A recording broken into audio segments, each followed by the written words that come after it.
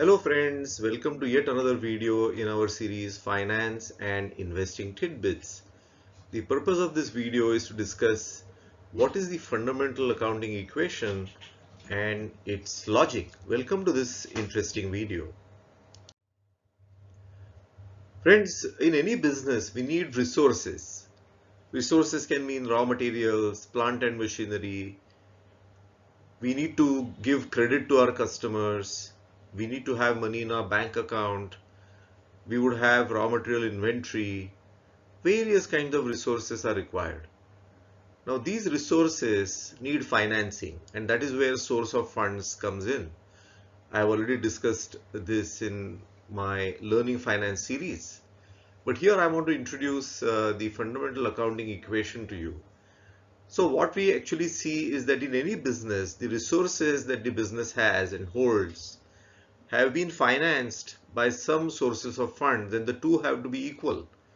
This equality obviously holds true because every money that we have sourced, either from equity owners or from lenders or indirect financiers such as vendors, employees, contractors, who give us time to make payment, and they also act as indirect sources of funds.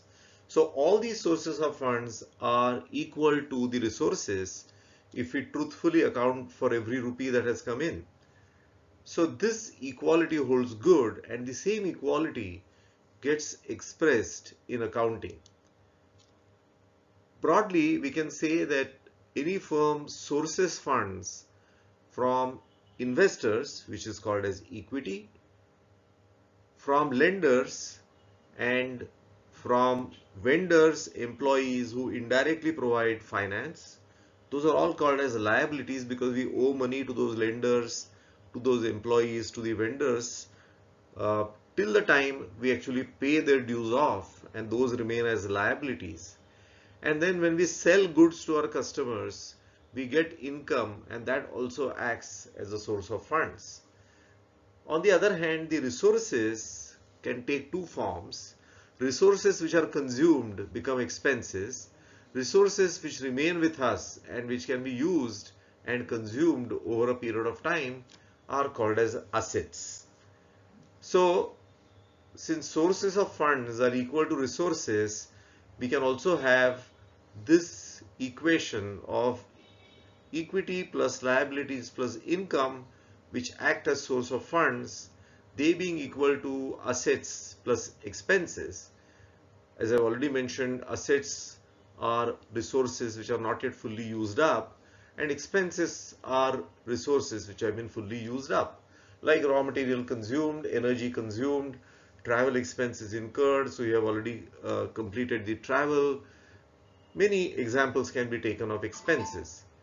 Now what happens is, if you actually look at the third line, you see that equity, liabilities and assets continue as they are, but income and expenses have disappeared, and the net effect of that has been captured as profit for the year. So if expenses are pushed to the other side, they become minus. Income minus expenses are profit for the year. Thus, equity plus liabilities plus profit for the year must be equal to assets, right? Now, profit for the year is nothing else but compensation to equity owners, and therefore it becomes a part of the equity itself. And therefore, what remains is equity plus liabilities are equal to assets, as profit for the year becomes a part of the equity, right? So equity plus liabilities is equal to assets is conventionally called as the fundamental accounting equation. Now interestingly, we can expand this fundamental accounting equation again, and we can divide liabilities into two parts and assets into two parts. Liabilities can be classified as non-current liabilities and current liabilities. Non-current liabilities are those which are going to be payable over a much longer period of time beyond 1 year. Current liabilities are those which are going to be paid off in next 1 year, like the employee dues or vendor dues. All of them are going to be paid for quite quickly. And then assets can also be classified as non-current and current. Non-current assets are those which are going to be available with us for a long period of time, beyond 1 year, such as plant and machinery, land and buildings, laptops, office equipment, and so on. And current assets are those which have a short life. They are a part of the operating cycle, and they include inventory, they include receivables, dues from customers, money in the bank account, and so on. Now, friends, I often say that there are perfect parallels to what happens in the corporate world with what happens in our personal life from a financial perspective. And therefore, what I'm going to repeat is the last line, where you'll see a lot of commonalities, except that the word equity has been substituted by savings. So at a personal level, there's no harm in we calling our equity, but it is not like by issuance of shares, and therefore I would rather call it as my savings right from the beginning of my own corporate career, or from the time I set up a business. So at a personal level also, we have our expanded accounting equation, which is our savings. I'm not saying savings for a particular year. I'm saying savings right from the inception of your career, whether in business or as an executive.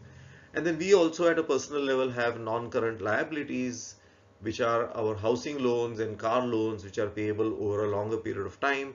We also have current liabilities, which are like our electricity, telephone, mobile phone bills, which are yet to be paid, but they will be paid in a very short while. It will include our credit card dues and so on. Similarly, we also have at a personal level non-current assets, which are our long-term assets such as flat, car, you know, our investments, jewelry, and so on. And we also have current assets in the form of money waiting to be collected from our employer. It may include short-term investments, it may include bank balance, and so on. Thus, what we saw was the equity plus liability is equal to assets as the fundamental accounting equation, and we have also seen its expanded form, where we break liabilities and assets into non-current and current. And similarly, at a personal level, we have absolutely similar framework, except that instead of equity, we call it as savings. I'm not saying savings for the year, but savings on a cumulative basis. Do share this video with your friends if you liked it. Thank you.